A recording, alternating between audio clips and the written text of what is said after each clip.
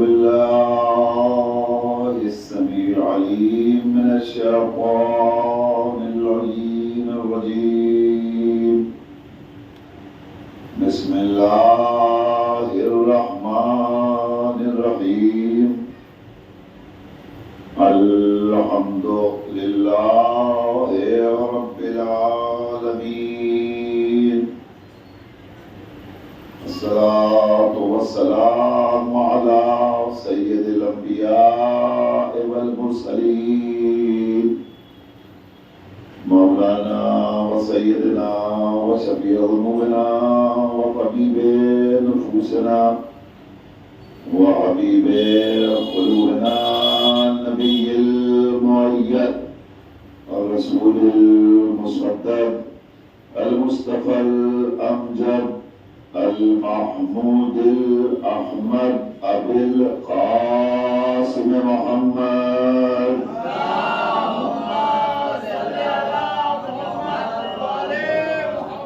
وعلى الطيبين الطاهرين المعصومين ولعنة الله على أعدائهم وقاتليهم وغاصب حقوقهم ومنكر فضائلهم أجمعين من الآن إلى قيام يوم الدين. أما بعد فقد قال رسول الله صلى الله عليه وآله وسلم: فاطمة بضعة مني من آذاها فقد آذاني ومن آذاني فقد آذى الله ومن آذى الله فقد كفر. صلوات محمد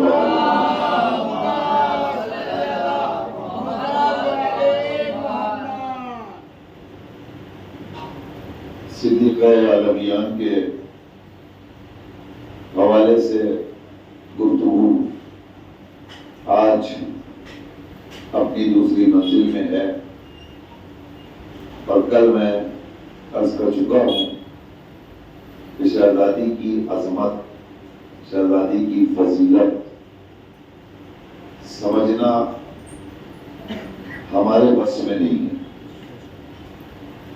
وہ جھوٹا ہے جو یہ کہتا ہے کہ ہم سے پوچھو ہم بتائیں گے فاطمہ کیا ہے. بتا ہی نہیں سکتا کہ فاطمہ کیا ہے. کون بتائے گا؟ وہ جو خود اپنے آپ کو نہ سمجھ سکا ہو. وہ شہزادی کی عظمت کو بتائے گا کہ ہم بتائیں گے فاطمہ کیا ہے؟ نہیں بتا سکتا. میں آپ کی خدمت میں بالکل چیلنج کے طور پہ عرض کر رہا ہوں کہ دنیا میں کوئی بڑے سے بڑا عالم بھی ہو اور وہ یہ دعویٰ کرے کہ ہم بتائیں گے فاطمہ کیا ہے تو وہ نہیں بتا سکتا. کیوں نہیں بتا سکتا؟ اس لیے نہیں بتا سکتا کہ آج تک کوئی ایسا پیدا ہی نہیں ہوا جو فاطمہ کو سمجھ سکتا. آج تک کائنات میں کوئی ایسا خلق ہی نہیں ہوا جو فاطمہ کی معرفت حاصل کر سکے، فاطمہ کو سمجھ سکے، فاطمہ کو پہچان سکے، فاطمہ کا اطلاع کر سکے، فاطمہ کی معرفت حاصل کر سکے. کوئی آپ کو ایسا نہیں ملے گا. اور اب آپ ممکن ہے یہ کہیں کہ صاحب آپ نے اتنا بڑا چیلنج کیا تو اس کی دلیل کیا ہے، ثبوت کیا ہے؟ تو میرے پاس ثبوت کے طور پر صادق آل محمد امام جعفر صادق علیہ السلام کا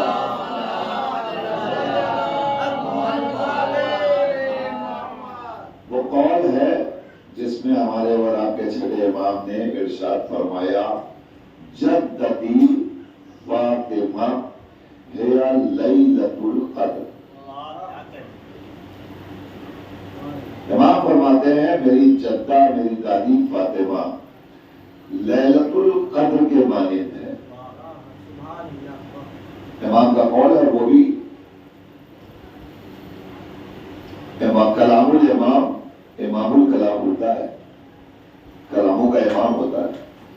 صادق امام نے ارشاد فرمایا تو ان کے کلام پہ کسی کو کلام ہو ہی نہیں سکتا، ورنہ اگر کسی نے ان کے کلام میں کلام کیا تو دیر نہیں لگے گی اسے لا کلام ہونے.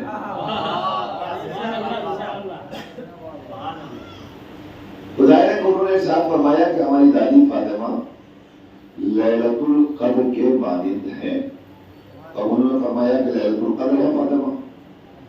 اب جو میں نے آپ کے سامنے عرض کیا کہ فاطمہ کو سمجھا ہی نہیں جا سکتا، اس لیے کہ امام نے فرمایا ہے کہ میری دادی لیلۃ القدر کی طرح ہے. اور جب ہم نے لیلۃ القدر کو سمجھنے کی کوشش کی تو قرآن مجید نے آواز دی وما ادراک ما لیلۃ القدر.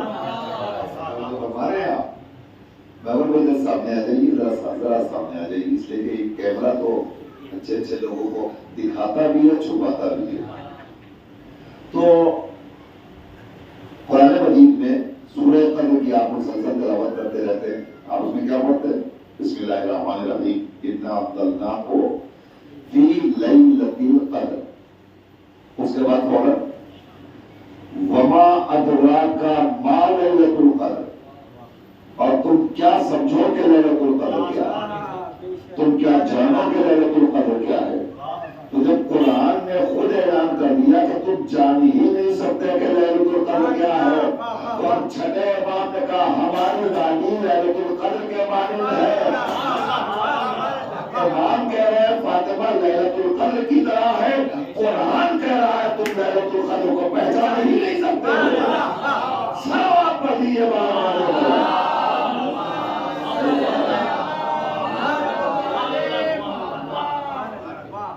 تو ہم لیلۃ القدر کو سمجھ نہیں سکتے، اس لیے ہم شہبازی کی عظمت کو بھی درک نہیں کر سکتے، پہچان نہیں سکتے. لیکن اگر پروردگار نے یہ کہہ دیا انا انزلناہ فی لیلۃ القدر وما ادراک ما لیلۃ القدر، یہ کہہ کے قدرت خاموش ہو جاتی تو اس کا مطلب صرف یہ ہوتا کہ قرآن نے کہہ دیا کہ تم سمجھ نہیں سکتے ہو، ہم نے لیلۃ القدر نازل کیا اور تم لیلۃ القدر کو سمجھ ہی نہیں سکتے. تو کائنات میں کوئی انسان لیلۃ القدر کی جستجو نہ کرتا.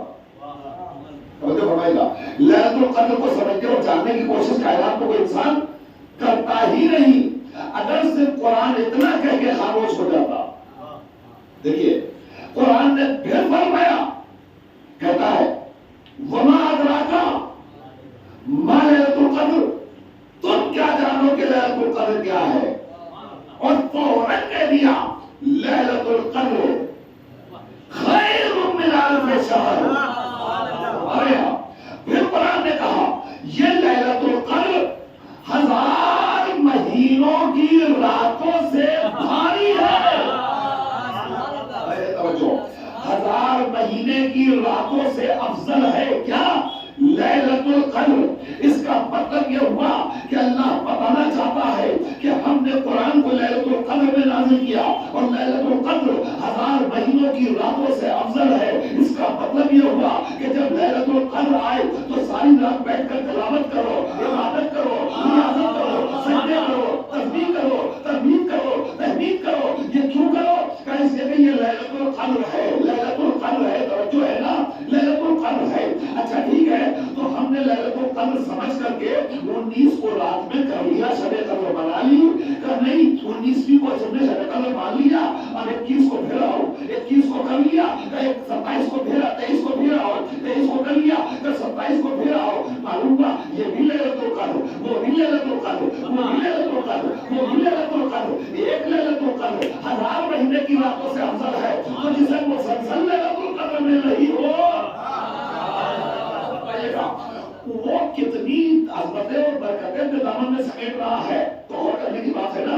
تو قرآن نے کیوں کہا کہ خیر من الف شہر، 1000 مہینے کی راتوں سے افضل ہے لیلۃ القدر. اس کا مطلب یہ ہوا کہ قرآن یہ چاہتا ہے کہ تم لیلۃ القدر کی عظمت کو سمجھ لو تاکہ زیادہ سے زیادہ قرآن کا تذکرہ کرو. کہا لے آیا آپ کو، قرآن یہ چاہتا ہے کہ تم لیلۃ القدر کی عظمت کو پہچان لو تاکہ زیادہ سے زیادہ قرآن مجید کی تلاوت کرو.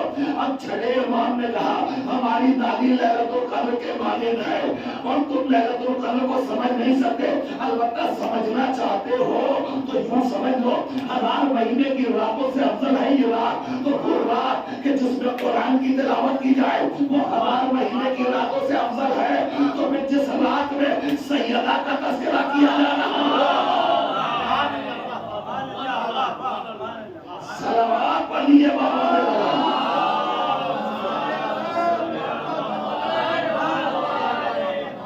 جس رات میں شہزادی کا تذکرہ ہو رہا ہو، جس شب میں شہزادی کی فضیلتیں بیان ہو رہی ہو، جہاں فرش اعلیٰ بچھا کر شہزادی کا تذکرہ برپا کر رہے ہو، اس جگہ کی عظمت کو کون سمجھے گا؟ اس شب کی فضیلت کو کون سمجھے گا؟ تو یہ ایک شب نہیں ہے ہمارے حصے میں، شہزادی کے فضائل کے وسیلے سے یہ ہمیں ایک شب نہیں ملی ہے، ایک شب جانا نہیں، یہ ایک گھنٹہ جو ہمیں فرش میں بیٹھنے کا میسر آیا ہے، اس کی عظمت کو سمجھیے۔ اگر ہم نے ایک شب میں 1 گھنٹہ بیٹھ کر شہزادی کی فضیلتوں کا تذکرہ کر لیا، گویا ہم نے 1000 مہینے کی راتوں کی عظمت کو درک کر لیا۔ ہم سمجھے پہلے فرض ادا کی اہمیت، ہم سمجھے پہلے ذکر سیدہ کی فضیلت، اور جب سمجھ لیں گے تو پھر کوئی مسلمان میں بالکل واضح لفظوں میں کہہ رہا ہوں، اس لیے کہ یہ مجلس صرف آپ کے لیے نہیں ہے جو یہاں بیٹھ کر سن رہے ہیں، میں جانتا ہوں کہ میری آواز اس وقت باہر بھی جا رہی ہے، دور جا رہی ہے، جو جہاں بیٹھا ہوا ہے وہاں سن رہا ہے، تو جب سن رہے ہیں تو اس کا مطلب یہ ہوا کہ شہزادی کے تذکرے کے صرف ہم حقدار نہیں ہیں، وہ بھی حقدار ہیں جو باہر سے سن رہے ہیں، خدا ان کو سلامت رکھے۔ مگر صرف اتنا چاہتا ہوں، آپ ایک بات بتائیے، اگر واقعی ہمیں حضور کی بیٹی سے محبت ہے، توجہ فرمائیے گا، اگر ہمیں واقعی حضور کی بیٹی سے عقیدت ہے، محبت ہے، مودت ہے، ہمارے دل میں ان کا ادب اور احترام ہے، تو پھر جب ہم ان کے تذکرے میں بڑے بڑے جلسے اور جلوس منعقد کر سکتے ہیں جو ان کے قدموں کی خاک بھی نہیں ہے، ان کے تذکرے میں جو اہل بیت کے قدموں کی خاک بھی نہیں ہے، اور ہم اعتراف بھی کرتے ہیں کہ دنیا میں جتنے یہ پیر، یہ فقیر، یہ مرشد، یہ مرشد، یہ جتنے بھی ہیں یہ سب کے سب آل محمد کے قدموں کی خاک ہیں، تو جب سب اہل بیت کے قدموں کی خاک ہیں تو جو جتنا بڑا ہو جائے بڑا انہی کے صدقے میں ہوا ہے، بڑا انہی کی محبت کے صدقے میں ہوا ہے۔ میری آواز سن رہے ہیں تو بڑے غور کے ساتھ سنیے گا، جو بھی کائنات میں بڑا ہوا ہے انہی کی محبت کے صدقے میں بڑا ہوا ہے، تو جب ان کی محبت کے صدقے میں بڑا ہوا ہے تو جو بڑا ہو گیا ہم اسے بھی بڑا ماننے کو تیار ہیں، آپ بھی اسے بڑا ماننے کو تیار ہیں، تو جب بڑے ان کی محبت کے صدقے میں بڑے بڑے لوگوں کو ہم بڑے بڑے جلسوں میں یاد کرتے ہیں، تو پھر جو سب سے بڑے ہو کائنات میں کیا وجہ ہے ان کا تذکرہ نہ کریں؟ کیا وجہ ہے ہم ان کی یاد میں برپا کریں؟ کیا وجہ ہے ان کا چرچا نہ کریں؟ کیا وجہ ہے ہم ان کے لیے جلسہ نہ کریں؟ کیا وجہ ہے ہم ان کے لیے جلوس نہ نکالیں؟ یہ میرا سوال ہے آپ سے، اور بہت یقین اور غور کے ساتھ سنیے گا، وہ جو ان کے لیے جلسہ کرتے ہیں، ان کے لیے جلسہ کرتے ہیں، ان کے لیے جلسہ کرتے ہیں، ہر ایک کے لیے جلسہ کرتے ہیں، سب کا جلسہ کریں گے، نہیں کریں گے تو آل محمد کا کیوں؟ وجہ کیا ہے؟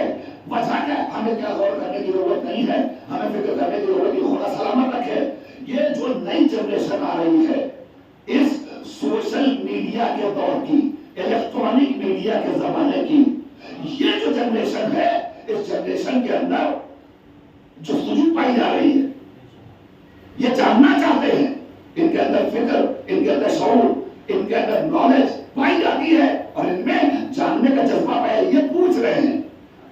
آج کی عہد کے بچے اپنے اپنے بزرگوں سے سوال کر رہے ہیں کہ جب ہم سب کا جلسہ مناتے ہیں، سب کا جلوس برپا کرتے ہیں، تو پھر کیا وجہ ہے کہ سب کی یاد منائیں، آل محمد کی یاد نہ منائیں؟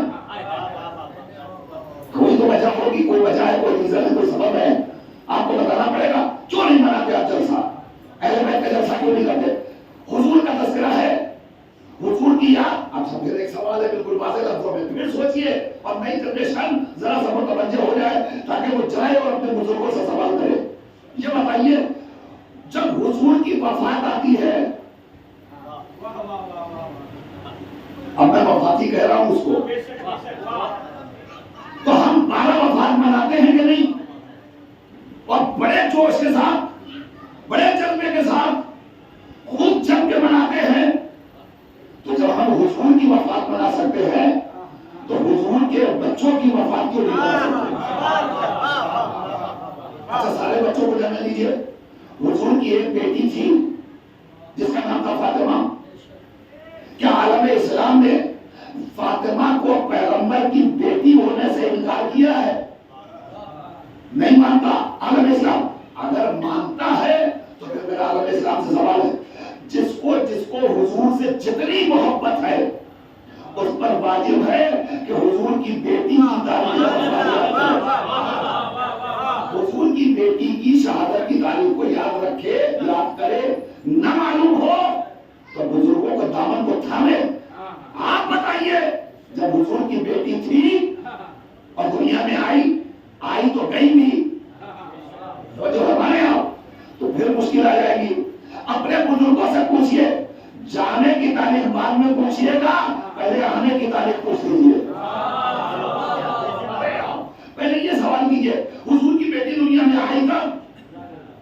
اگر عالم اسلام کا مولوی، عالم، مولانا، میں چیلنج کر رہا ہوں، میں نے کسی کا نام نہیں لیا، کوئی مذہب ہو، کوئی مسلک ہو، عالم اسلام کی بات ہو، کوئی فرقہ ہو عالم اسلام کا، میں آپ سے سوال کر رہا ہوں. بچوں جاؤ اور جا کر کے علماء سے سوال کرو، بزرگوں سے سوال کرو. یہ بتائیے حضور کی بیٹی تھی، اگر کوئی انکار کر دے تو مسلمان نہیں رہ جائے گا. تو جو ہمارے یہاں تو کوئی انکار تو کر ہی نہیں سکتا.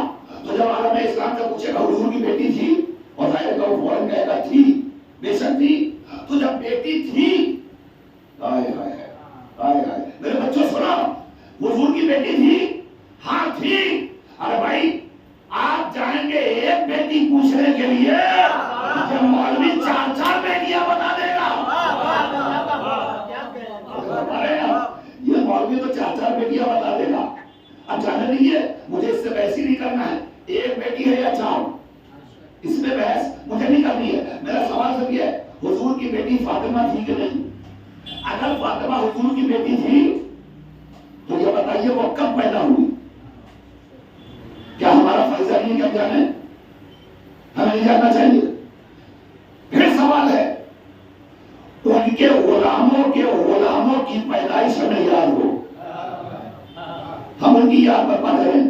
اور حضور کی بیٹی کی تاریخ میں ولادت کیوں نہیں یاد ہے؟ بیٹی تھی تو دنیا میں آئی تو تاریخ ولادت کوئی تو ہوگی. تو پھر مسلمانوں کے بڑے بڑے علماء کو فاطمہ کی تاریخ ولادت کیوں نہیں یاد ہے؟ کیوں نہیں یاد ہے؟ میاں دیکھیں فکر کو بیدار کیجئے.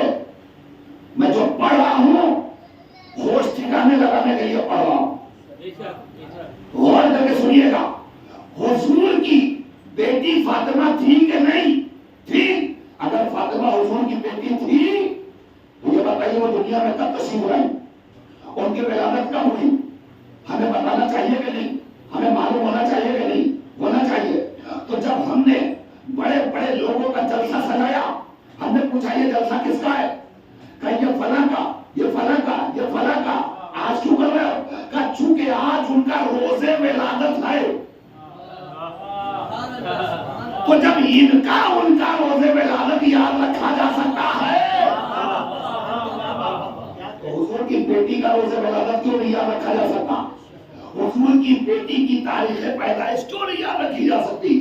اگر یاد ہے الحمدللہ، اگر نہیں یاد ہے بڑے افسوس کی بات ہے، بڑے افسوس کا مقام ہے. عالم اسلام کے لیے چلو بھر پانی میں ڈوب مرنے کا مقام ہے.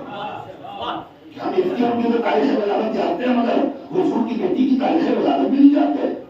تو پہلے تو تاریخ ولادت پوچھئے، اور جب تاریخ ولادت معلوم ہو جائے تو پھر پوچھئے گا کتنے دن زندہ رہی، کیا کیا کارنامے انجام دیے. پھر فضیلتوں میں فضیلتیں اجاگر ہوتی چلی جائیں گی. اور اس کے بعد پھر جب آخری منزل آئے گی تو پھر سوال کریے وہ حضور کی بیٹی دنیا سے تشریف کب لے گئی؟ حضور کی بیٹی کا وصال کب ہوا؟ حضور کی بیٹی کی شہادت کب واقع ہوئی؟ حضور کی بیٹی اس دنیا سے کب تشریف لے گئی؟ کوئی دن تو رہا ہوگا، کوئی ایک دن طے کر لیجیے، کوئی دن تو مانیں گے کہ وہ گئی، تو جو دن بھی آپ طے کر لیجیے، مجھے اس سے کوئی بحث نہیں ہے، مگر جو دن طے کیجیے کم سے کم اس ایک روز کو تو بیٹی کی شہادت کے طور پہ منانا چاہیے۔ یہ ہماری اور آپ کی ذمہ داری نہیں ہے۔ میاں حضور کی وہ بیٹی کہ جس کو جانو دل سے حضور چاہتے ہو، کیسے ممکن ہے کہ حضور کے چاہنے والے اسے نہ چاہیں جسے حضور چاہتے تھے؟ حضور کے چاہنے والے اسے نہ چاہیں جسے حضور چاہتے تھے۔ اب میں بات کو آگے نہیں بڑھانا چاہتا، ورنہ معاملہ کہیں اور ٹریک کہیں اور چلا جائے گا۔ حضور جسے چاہتے تھے، اب یہ الگ بات ہے، آپ کی نظر میں کسی کو چاہتے تھے، آپ کی نظر میں کسی کو چاہتے تھے، آپ کی نظر میں کسی کو چاہتے تھے، یہ مسائل الگ ہے، وہ ادھر نہیں جانا چاہتا، مگر یہ تو طے ہے کہ حضور کی ایک بیٹی تھی جس کو حضور چاہتے تھے۔ آپ کہیں گے صاحب ٹھیک ہے، ممکن ہے چاہتے ہو، نہیں ممکن ہے نہیں چاہتے تھے، میں تھوڑی کہہ رہا ہوں، پر یہ صحیح بخاری، میں نہیں کہہ رہا ہوں، میں تو آپ کی صحیح کتاب کی روایتوں کا حوالہ دے رہا ہوں۔ پڑھیے، یہ جو میں نے آپ کے سامنے تلاوت کی جس حدیث کی، اس حدیث کو بالکل صراحتاً بخاری شریف میں موجود ہے، مسلم شریف میں موجود ہے، ہر جگہ وضاحت ہے، ذرا سے لفظوں کی ترمیم کے ساتھ۔ حضور نے فرمایا فاطمہ تو بذت منی، حضور نے فرمایا فاطمہ میرے جگر کا ٹکڑا ہے، قلب کا ٹکڑا ہے۔ نہیں، ابھی نہیں سمجھے آپ، صرف یہ نہ سنیے کہ حضور نے کہا کہ فاطمہ قلب کا ٹکڑا ہے، پہلے یہ پہچانیے حضور کون ہے۔ توجہ ہے نا، پہلے یہ پہچانیے حضور کون ہے۔ حضور ہے سردار انبیاء، تو جو نبیوں کا سردار ہے فاطمہ اس کے قلب کا ٹکڑا ہے۔ فاطمہ کی عظمت کو آپ سمجھے، فاطمہ کسی معمولی ذات و ہستی کا نام نہیں ہے، سرکار رسالت کے قلب کا ٹکڑا ہے فاطمہ، حضور کے قلب کا ٹکڑا ہے فاطمہ۔ فاطمہ کی فضیلت، فاطمہ کی عظمت میں بالکل موضوع نہیں چھوڑنا چاہتا، اور چاہتا ہوں کہ عظمت زہرا آپ کے دل و دماغ میں بیٹھے۔ ایک بات بتائیے، شہزادی بڑی فضیلتوں کی حامل تھی، تھی کہ نہیں تھی؟ بڑی خاموشی سے آپ بیٹھے، گردن نہ ہلائے کیجیے بھائی، ہمارے یہاں یہ عبادت میں گردن نہیں ہلائی جاتی جی۔ اب بولیے، آپ بولتے آئیے، تھوڑا سا قریب آ جائیے، ذرا سا چچا آپ کی طرح رہے، خوشی بھائی تھوڑا سا نہ آئیے۔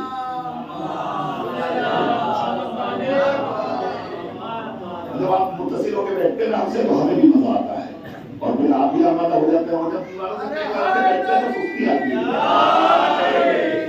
اب سنیے، فاطمہ صاحب عظمت ہے، کس بنیاد پر؟ اس لیے کہ پیغمبر کی بیٹی ہے، اس لیے فاطمہ افضل ہے۔ فاطمہ افضل ہے کس لیے؟ اس لیے کہ علی کی زوجہ ہے۔ فاطمہ افضل ہے کس لیے؟ اس لیے کہ حسنین کی ماں ہے۔ دیکھیے، اگر فاطمہ کی فضیلت کا سبب یہی ہے، میں انکار نہیں کر رہا ہوں، یہ تو ہے ہی، لیکن اگر یہی ہے کہ پیغمبر کی بیٹی ہے فاطمہ، تو پھر جتنی بیٹیاں ہیں سب کی تعظیم کرنا پڑے گا۔ جب فرمائیے گا، یہ ایک الگ چیپٹر ہے کہ نہیں؟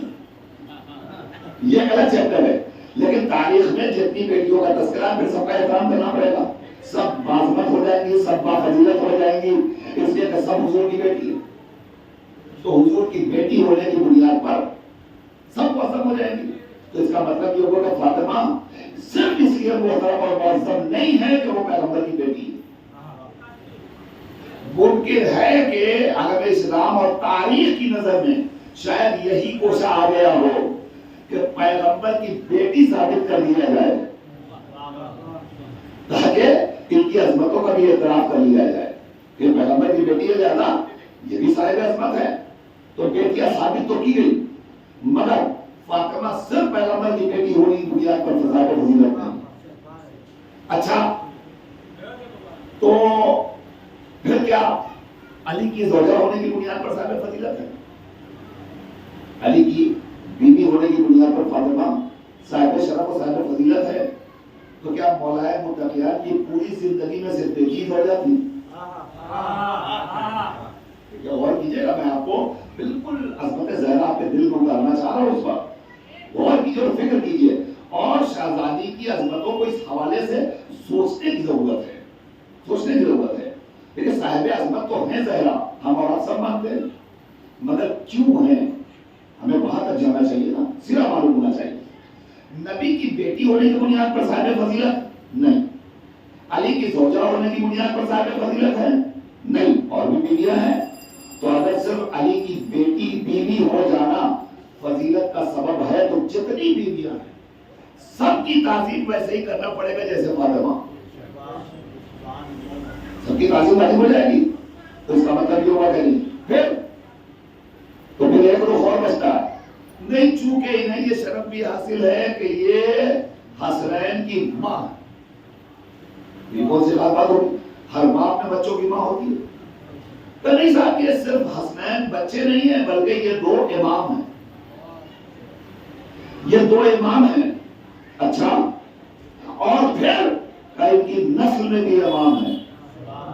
توجہ فرمائیے گا, فاطمہ صاحب فضیلت اس لیے بھی ہیں کہ یہ کم سے کم 11 اماموں کی ماں ہے. قبلہ مولانا فرمائیے گا سجاد آپ, فاطمہ اس لیے صاحب فضیلت ہیں کہ یہ 11 اماموں کی ماں ہے. اگر واقعی اماموں کی ماں ہونے کی بنیاد پر فاطمہ عظیم ہے تو فاطمہ سے زیادہ معظم فاطمہ بنت اسد ہے جو 12 اماموں کی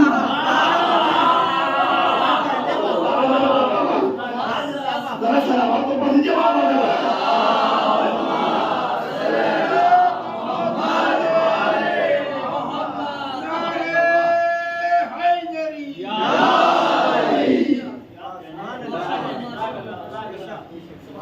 اس کا مطلب یہ ہوا کہ فاطمہ اس لیے صاحب عظمت و فضیلت نہیں ہے کہ نبی کی بیوی ہے, بیٹی ہے, علی کی زوجہ ہے, حسنین کی ماں, اس لیے صاحب فضیلت نہیں ہے, بلکہ خود فاطمہ کے اندر کچھ کمالات ایسے پائے جاتے ہیں جس نے فاطمہ کو فاطمہ بنا رکھا. اور جو ہے نا فاطمہ کے اندر ذاتی شرف کچھ پایا جاتا ہے جس نے فاطمہ کو فاطمہ بنایا ہوا ہے. اب یہ ذاتی شرف فاطمہ کا کیا ہے, اب اس پر غور کر لیا جائے, اسے سمجھا ہے. حیدر بھائی سنیے, فاطمہ کا ذاتی شرف کیا ہے. دیکھیے ہم جس کائنات میں زندگی گزار رہے ہیں یہ بڑی حسین کائنات ہے, بڑی خوبصورت کائنات ہے. صبح و شام یہاں کے بڑے حسین ہیں, اگر حسین نہ ہوتے تو ہم بیٹھتے تھے. یہ کائنات اتنی خوبصورت نہ ہوتی تو پھر ہم گناہ کیوں کرتے. ہم گناہگار ہوئی اس لیے بڑی خوبصورت ہے. اور ظاہر انسان کی فطرت ہے خوبصورتی دیکھنے کی طرف اس کا دل کھینچتا ہے, تو خوبصورت تو ہے کائنات. مگر یہ بتائیے یہ کائنات اور کائنات کی خوبصورتی یہ اگر ہے تو کس کی بدولت؟ یہ کائنات جو آج پائی جا رہی ہے کس کی وجہ سے, کس کی بدولت؟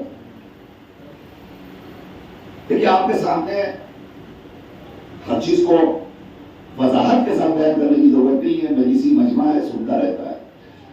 پروردگار عالم نے واضح لفظوں میں ارشاد فرمایا میرے حبیب لولا کا لما خلقت الافلاق, اے میرے پیغمبر اگر تمہیں پیدا کرنا مقصود نہ ہوتا تو میں کائنات میں کسی چیز کو پیدا نہ کرتا. پروردگار نے ارشاد فرمایا, کیا فرمایا؟ اے میرے حبیب, اے میرے رسول, میرے پیغمبر, میرے حبیب, میرے محبوب, سنو اگر تمہیں پیدا کرنا مقصود نہ ہوتا تو میں کائنات میں کسی چیز کو خلق ہی نہ کرتا. تو اس کا مطلب یہ ہوا یہ زمین ہے تو محمد کی بدولت, آسمان ہے تو محمد کی بدولت, آفتاب و مہتاب ہے تو محمد کی بدولت,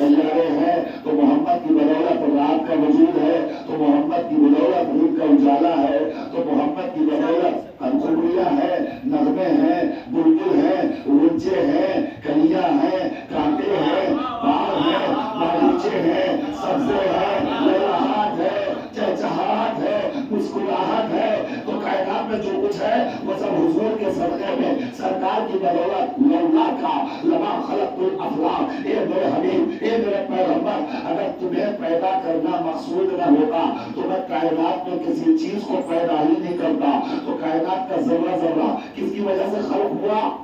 کس کے صدقے میں خلق ہوا؟ کس کی بدولت خلق ہوا؟ کہ حضور کی بدولت خلق ہوا، سب حضور کی بدولت خلق ہوئے۔ تو پھر آگے بڑھ کر ہمیں ایک فکرہ اور نظر آیا، اس کے بعد اللہ نے آواز دی ہے میرے حبیب لولا کا لما خلقت الافلاق، اور پھر آگے فرمایا اور سنو لولا کا علی لما خلقت کا، اے پیغمبر اگر علی کو پیدا کرنا مقصود نہ ہوتا تو ہم تمہیں بھی پیدا نہ کرتے۔ ذرا سا بیداری کا ثبوت دیجیے بھائی، میں عظمت زینب کے حوالے کر رہا ہوں، مگر دل چاہتا ہے کہ اس وقت سب مل کر کے محمد بلند صلوات ارشاد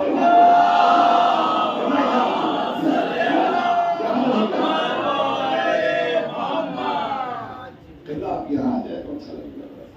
ایک اور محمد بلند صلوات ارشاد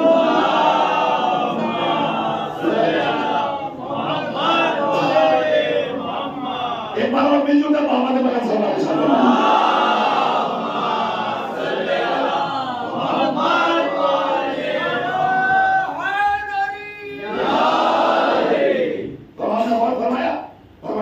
میرے حبیب تمہیں پیدا کرنا مقصود نہ ہوتا تو میں کائنات میں کسی چیز کو پیدا ہی نہیں کرتا۔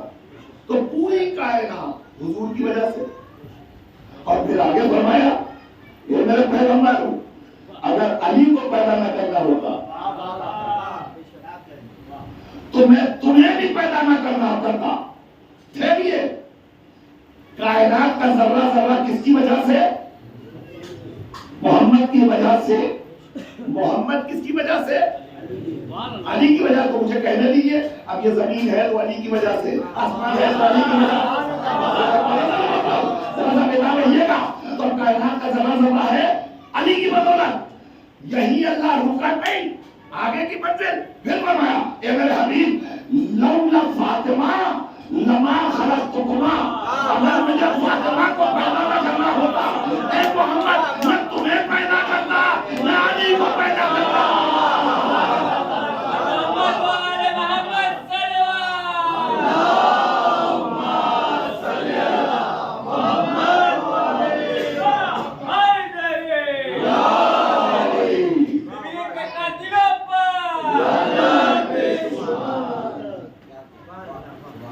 اب آپ نے غور فرمایا، دیکھیے بات کہاں سے کہاں چلی گئی۔ یہ میرے حبیب اگر فاطمہ کو پیدا کرنا مقصود نہ ہوتا تو نہ میں تمہیں خلق کرتا نہ میں علی کو خلق کرتا۔ تو پھر دہرانے دیجیے مجھے، اس کا مطلب یہ ہوا کہ آج جو کائنات ہے وہ فاطمہ کی بدولت ہے۔ فاطمہ کے صدقے میں کمال تو یہ ہے کہ ہم فاطمہ کی کائنات میں جی رہے ہیں، ہمیں فاطمہ کی تاریخ بلانے کا پتا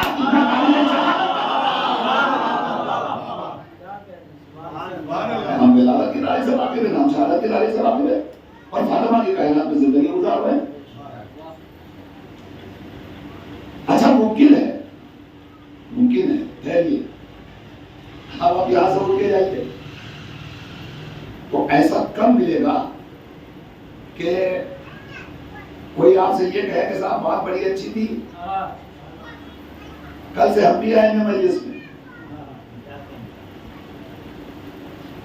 ایسے افراد دعا کیجئے کہ مل جائیں، مگر ایسے افراد آپ کو بہت ملیں گے، ہر طرف ملیں گے، ادھر بھی ادھر بھی، ہر طرف ملیں گے، جو یہ کہیں گے یہ بات سمجھ نہیں آئی کہ حضور کا وجود اور فاطمہ کی وجہ سے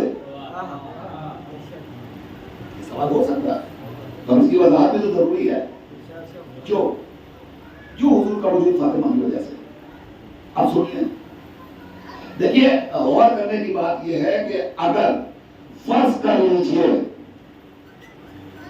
یہ کائنات ہوتی اور ہم بھی کائنات میں ہوتے، مگر کائنات میں ہو کر ہمیں یہ پتہ ہی نہ چلتا، حرام کیا ہے، حلال کیا ہے، جائز کیا ہے، ناجائز کیا ہے، آسمانوں کی بلندیوں میں کیا پایا جاتا ہے، زمین کی تہوں میں کیا پایا جاتا ہے، کیا کھانے سے زندگی ملے گی، کیا کھانے سے موت واقع ہو جائے گی۔ ہمیں اگر ان چیزوں کا پتہ ہی نہ ہوتا اور ہم کائنات میں رہتے تو روز جیتے، روز مرتے، روز جیتے، روز مرتے، تو جب ہمارے یہاں تو اب ضرورت تھی نہ اس بات کی کہ یہ چیزیں تو موجود ہیں، مگر ان چیزوں کے ہونے کے پہلے ایک ایسا ہادی بھیج دیا جائے کہ جس کے آنے کے بعد یہ ساری چیزیں عالم وجود میں آئے، جو آتے ہی تمہیں بتا دے یہ اچھا ہے، یہ برا ہے، یہ جائز ہے، یہ ناجائز ہے، یہ زندگی کو زندگی بنانے کا وسیلہ ہے، یہ زندگی کو جہنم بنانے کا وسیلہ ہے۔ تو اس بات کی ضرورت تھی، لہذا پروردگار نے کہا میرے حبیب تمہیں پیدا کرنا مقصود نہ ہوتا تو یہ سب پیدا ہی نہ کرتا، یہ سب میں نے پہلا ہی اس لیے کیا ہے کہ یہ سب ہوتا مگر کوئی جانتا ہی نہیں، یہ سب پہلا اس لیے کیا ہے تم آؤ گے تو تم بتاؤ گے کہ یہ کیا ہے۔ جو ہمیں آپ نے تو اس کا مطلب یہ ہوا کہ جو آنے والا ہے وہ بتانے والا پہلے ہو، تاکہ ہم ماہیت کو جان تو سکے، کیفیت اور کمیت سے واقفیت کو حاصل کر سکے، یہ ضروری ہے۔ تو ظاہر ہے کہ کائنات میں سب کچھ تھا مگر چیزوں کی معرفت نہیں تھی۔ اللہ نے کہا پیغمبر ہم تمہیں بھیج رہے ہیں تاکہ تم جاؤ، ہم نے جو چیزیں بھیجی ہیں ان کی معرفت تم دلاؤ، ورنہ کوئی پہچان ہی نہیں پائے گا۔ تو اب سمجھا ہم نے حضور اس لیے آئے کہ وہ دنیا کو پہچانوا سکے، توجہ، دنیا کو پہچانوا سکے۔ تو اب دنیا کو پہچانوانے کے لیے ضرورت تھی کہ نبی کو بھیجا جائے، مگر اب نبی آ گیا۔ جب نبی آ گیا تو اب ضرورت اس بات کی بھی تو ہے کہ کوئی ایسا ہو جو نبی کی عظمتوں سے مکمل طور پہ واقف ہو اور وہ آ کر بتائے کہ نبی کیسا ہے۔ اگر کوئی ایسا نہ ہوگا تو پھر دنیا میں ہر آنے والی نسل یہی کہتی رہے گی نبی ہمارے جیسا۔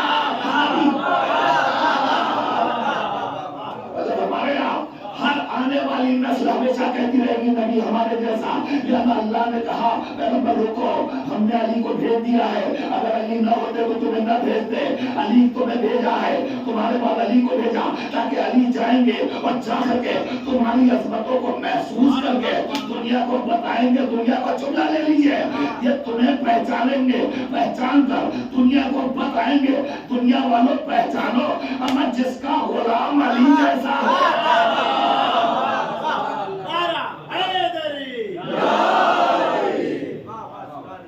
اس کا امام پیغمبر کیسا ہوگا، اس کا امام کیسا ہوگا، حضور کیسے ہوں گے، سرکار کیسے ہوں گے۔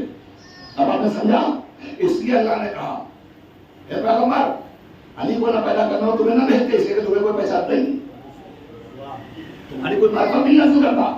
اور اب اس کے بعد کہا اے پیغمبر سنو، اور اگر فاطمہ کو نہ پیدا کرنا ہوتا تو نہ تمہیں بھیجتا نہ علی کو بھیجتا، اس لیے کہ فاطمہ جائے گی تو بتائے گی محمد کا مقام کیا ہے، علی کا مرتبہ کیا ہے۔ فاطمہ کے دنیا سے متعارف کرائیں گی رسالت کو بھی اور امامت کو بھی۔ لیکن میں آج اس سلسلے کو یہاں پہ روک رہا ہوں، فاطمہ آ کر متعارف کرائیں گی رسالت کیا ہے، امامت کیا ہے۔ اب اسے یہی روک کر کے مال مجلس کی طرف آ جاؤں، وقت ہو گیا انشاءاللہ، کل یہیں سے آغاز کروں گا۔ فاطمہ کو بھیجا ہی اس لیے ہے تاکہ دنیا پہچان سکے رسالت کیا ہے، امامت کیا ہے۔ سلسلہ بیان کل شروع ہوگا انشاءاللہ۔ ایک گزارش کے ساتھ یہ جو افراد ابھی تشریف لائے ہیں، کل تھوڑا سا اور زحمت کیجئے، آج آپ وقت سے آ گئے الحمدللہ، مجلس وقت سے شروع ہو گئی، مگر اور مجھے خوشی ہوتی ہے کہ جب میں کہتا ہوں تو آپ کو اوپر اثر ہوتا ہے، آپ میری بات کو قبول کرتے ہیں، میں شکر گزار ہوں۔ اتنا بڑا مجمع الحمدللہ آ گیا وقت سے، بہت بڑی بات ہے۔ لیکن کل تھوڑا سا اور جلدی آ جائے گا، اس لیے کہ مجھے یہاں سے اتر کے فوراً دوسری مجلس پڑھنے کے لیے جانا ہے. تو مجبور ہوئے، میرا مزاج بھی ہے اور خاندانی مزاج ہے، چونکہ یہاں ہمارا وعدہ پہلے ہو چکا تھا، اور جب وعدہ ہو گیا تو وعدے کی اہمیت ہے. اس کے بعد ہم سے کہا گیا کہ صاحب آپ خمسہ پڑھ دیجیے. ہم نے بالکل سختی سے منع کیا، نہیں چونکہ یہاں وعدہ ہے. لیکن پھر درخواست کی گئی کہ صاحب 2 مجلس پڑھ دیجیے. ہم نے کہا نہیں ہے، یہ پڑھ دیجیے. تو پھر بالآخر بات مجلس کی تھی.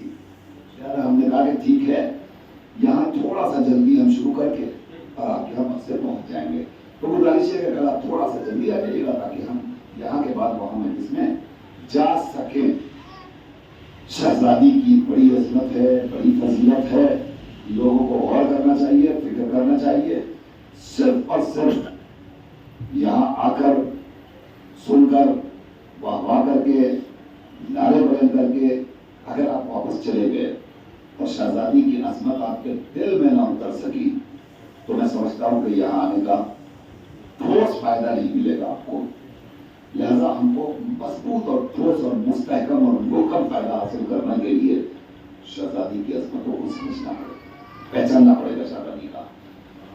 بس مال مجلس کی طرف آتے ہوئے ایک جملہ کہنا چاہتا ہوں، اور یہ ایک جملہ ہی مکمل مصائب ہے. روایت کہتی ہے ہمارے اور آپ کے 8ویں ماہ تشریف فرما تھے.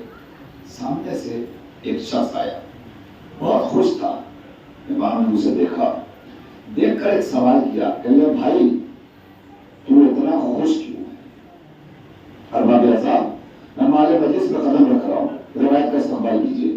بھائی تو اتنا خوش کیوں ہے؟ امام نے جیسے ہی پوچھا تو وہ آنے والا کہتا ہے مولا میں اس لیے خوش ہوں کہ اللہ نے آج مجھے بیٹی کے وجود سے نوازا ہے. میرے گھر میں ایک بیٹی ہوئی ہے. امام نے سنا کہ اچھا بیٹی ہوئی ہے، اللہ مبارک کرے، سلامت رہے، جیے، زندہ رہے، شاد و آباد رہے. اس کے بعد امام نے اگلا سوال کیا کہ لیکن یہ بتا بیٹی ہوئی ہے تو تم نے اس کا کوئی نام رکھا؟ اس کا کوئی نام رکھا؟ آنے والا مسکرا کے کہتا ہے ہاں مولا ہم نے اس کا نام فاطمہ رکھا ہے. اور یہ جملہ ہی مذاہب ہے. ہاں مولا ہم نے اس کا نام فاطمہ رکھا ہے. پر جیسے ہی سنا امام کی آنکھوں میں آنسو آ گئے. اس نام کو سننے کے بعد امام کی آنکھوں میں آنسو آ گئے. وہ گھبرا گیا، کہتے مولا آپ رو کیوں رہے ہیں؟ تو امام نے فرمایا مجھ سے تو ایک وعدہ کر. کہا مولا آج کیجیے. کہا وعدہ یہ کر کہ تیری بیٹی جب تک زندہ رہے گی تو اپنی بیٹی کے رخسار تو کبھی تماچے نہیں مارے گا.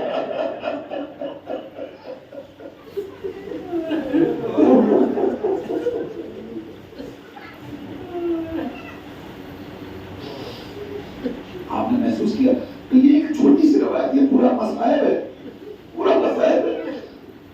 تو اپنی بیٹی کو رخسار میں تماچے نہیں مارے گا.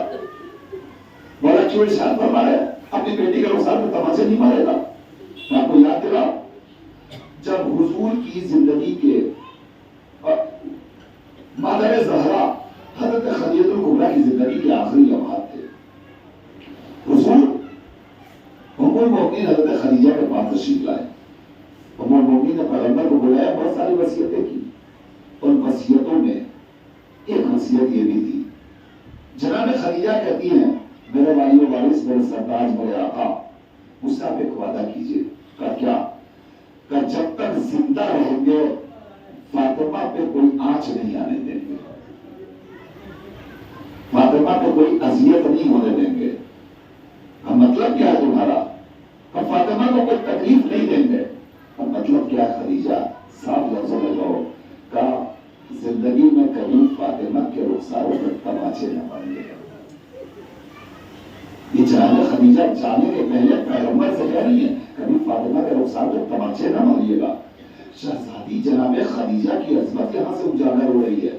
ابھی آپ دنیا سے تشریف لے جا رہی ہیں اور پیغمبر سے کہہ کے جا رہی ہیں کہ فاطمہ کے رخسار پہ کبھی تماچے نہ ماریے گا. میں کہوں گا بھی آخر آپ یہ جملہ کیوں کہہ رہی ہے؟ بیٹی کہے گی ارے میری نکاح ہے غیب کے مستقبل کے جھلکوں سے وہ منظر دیکھ رہی ہے کہ جب میرے والی و وارث پیغمبر کی شہادت کے بعد لوگ آگ اور لکڑی لے کر آئیں گے گے، چلانے کے بعد دروازہ گھس آئیں گے، آنے کے بعد فاطمہ جب جائے گی علی کے دامن کو تھام کر اور آواز دے گی علی کو چھوڑ دو، میں اپنے سامنے علی کو نہیں جانے دوں گی، تو یہ آنے والا مجمع ایک مرتبہ تلوار کے دستے سے پہلے تو فاطمہ کے ہاتھوں پہ مارے گا، اور اس کے بعد بھی جب فاطمہ نہ چھوڑے گی تو ملائین آگے بڑھیں گے اور فاطمہ کے رخسار میں تماچے ماریں گے۔ اللہ اللہ، ارے ذرا عرفان خدیجہ کو محسوس تو کیجئے، ابھی پیغمبر حیات ہے، ابھی فاطمہ زندہ ہے، ابھی تو خدیجہ جا رہی ہے، مگر کیا کہہ رہی ہے پیغمبر آنے والا وقت ایسا آئے گا، وہ سوچ رہی ہے کہ لوگ فاطمہ کے رخسار میں تماچے ماریں گے، کیا یہ واقعہ سچ ہوا کہ نہیں ہوا؟ تاریخ نے بتلایا جب پیغمبر رخصت ہو گئے تو ایک مرتبہ ہجوم ڈرانا آ گیا، اور آنے کے بعد فاطمہ کہتی رہی علی کو چھوڑو، علی کو چھوڑ دو، علی کو چھوڑ دو، مگر کون تھا جو علی کو چھوڑتا؟ اے رونے والوں، فاطمہ نے علی کی آبا کے دامن کو اتنی مضبوطی سے تھام رکھا تھا کہ ایک ملعون آگے بڑھا، پہلے دستے سے ہاتھ کو شکستہ کیا، شہزادی کی ہاتھ کی ہڈی جب ٹوٹ گئی رونے والوں، اس کے بعد ملعون آگے بڑھا اور پڑھ کر فاطمہ کے رخسار پر ارے اتنی زور سے تماچا مارا، رسول کی بیٹی نے اڑا کے زمین پر گر پڑی۔ عجب نہیں میرا دل کہتا ہے، فاطمہ نے گر کر مدینے کا رخ کر کے قبر نبی کی طرف دیکھا ہوگا اور کہا ہوگا اے بابا، ارے جس فاطمہ کے ہاتھوں کو آپ بوسا دیا کرتے تھے، اے بابا یہ دیکھیے انہی ہاتھوں کی کلائیوں کو توڑ دیا گیا۔ جزاکم اللہ، جزاکم اللہ، خدای نوازوں میں رحمت نازل فرمائے، خدای ناکوں میں رحمت نازل فرمائے، جن میں عشق غم زہرا پائے جاتے ہیں۔ اے جوانوں، اے رونے والوں، اے آزاداروں، بس میں نے مجلس تمام کر دی، بس آخری جملہ آپ کو میں بتاؤں، فاطمہ کے رخسار پہ تماچے نہ مارنا، اور فاطمہ کے رخسار پہ تماچے لگے، جب رخسار پہ تماچے لگے تو فاطمہ کا دل اتنا رنجیدہ ہوا، اتنا رنجیدہ ہوا، تبھی تو فاطمہ نے کہا تھا یہ بابا بڑی مصیبت پڑی، ہر مصیبت فاطمہ کے لیے نئی مصیبت تھی، ہر مصیبت تازہ مصیبت تھی، فاطمہ مسلسل یہ مسئلہ پڑتی تھی، باپ کے بعد بڑی مصیبت پڑی ہے۔ رونے والوں، میرا دل چاہتا مجلس تمام کرنی آخری فقرہ مصائب کا، رونے کا حق ادا کر دیجیے گا، میرا دل چاہتا ہے شہزادی آپ کے رخسار میں بس ایک تماچا لگا تو آپ نے کہہ دیا سبت لیا، ارے اتنی مصیبت پڑی کہ دل میں پڑتی تو ملنے سے تاریخ ہو جاتے، میں کہوں گا فریاد ہے فریاد، اے شہزادی آپ کے باپ کے جانے کے بعد آپ کے رخسار پر ایک تماچا لگا، ارے ذرا کربلا میں آ جائیے، آپ کا لال حسین ابھی رخصت ہوا اور حسین کے سینے میں سونے والی سکینہ آئے بابا کہتے رونا چاہتی ہے، ملائین آگے بڑھ کے کوئی رخسار پہ تماچا مارتا ہے، کوئی پشت پہ دھرنے لگاتا ہے، سکینہ طرف کے فریاد کرتی ہے اے بابا ارے سکینہ کو بچا لو۔ ارے روایت کہتی ہے کہ سکینہ نے ایک مرتبہ فولاد کا رخ کیا، اے چچا سلامت ہوتے کسی کی مجال نہیں تھی، تو مجھے برے پاتا، تو مجھے تازیہ لے جاتا۔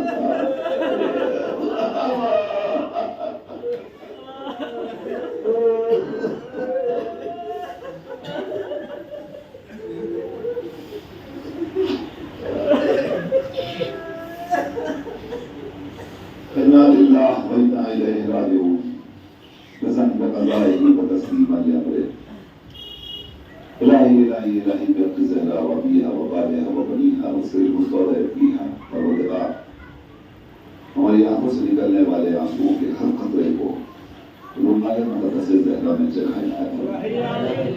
پروردگار ہم بہت گناہگار ہیں، بہت خاطی ہیں، ہمیں اپنے گناہوں کا ہر آن احساس اور اعتراف ہے، مگر معبود تو کریم بھی ہے، تو غفور بھی ہے، تو رحیم بھی ہے، تو کرم اور کرنے والا اور بخشنے والا ہے۔ تیری بارگاہ میں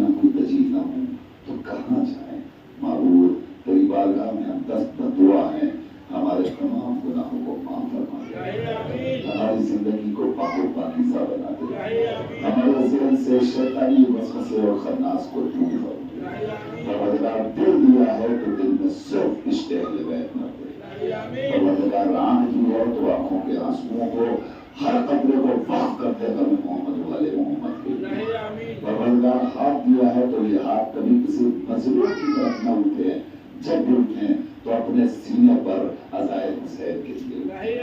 پروردگار تجھے واسطہ ہے محمد والے محمد کا، عزائے فاطمیہ برپا کرنے والوں کی توفیقات میں اضافہ ہو، زیادہ سے زیادہ ہم عزائے فاطمہ برپا کر کے وقت کے امام کی دعاؤں اور خوشنودی کے مستحق قرار پا سکے۔ معبود انہی آنسوؤں کا واسطہ، اسی ذکر زہرا کا واسطہ، فرزند زہرا حضرت حجت کی کہ ظہور میں تاجیل فرما، اور جب ہمارے امام تشریف لائے تو ہم سب کو امام کے ناصرین کا شمار کرنا۔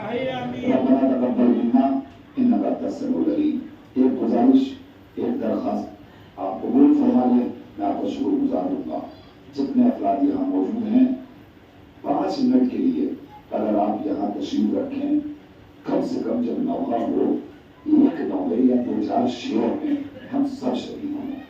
مجلس کا حصہ ہے نواخانی، نواخانی میں تھوڑی دیر کے لیے آپ شریک ہوں، یا زہرا کر کے اپنے سینے پہ 2-4 ہاتھ ماتم کے